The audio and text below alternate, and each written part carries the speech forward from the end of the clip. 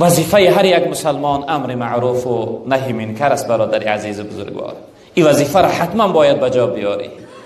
حدی اقل نماز جمعه آمدنی شدی، یک دوست و برادر زنگ بزن، بگو برادر عزیز روز جمعه برات مبارک باشد، خداوند امروز برات روز عبادت و بندگی بگردانه.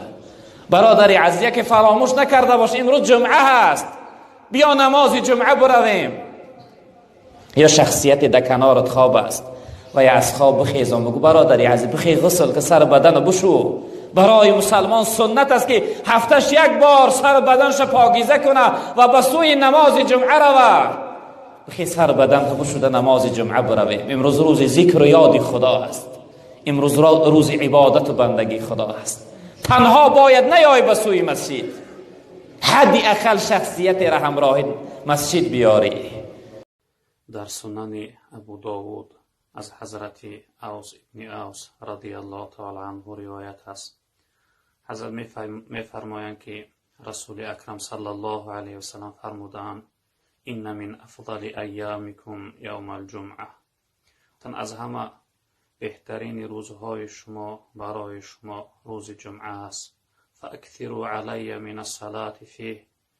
تن در این روز برای من صلوات زیاد بفرسته، صلوات زیاد بگویه. فإن صلاتکم معروضة علی. جناب پیامبر گفتند زیرا اینکه صلوات های شما را ملائکه های مخصوصی هستند که برای من عرض میکنند، یعنی برای من میرسانند، نشان میدهند.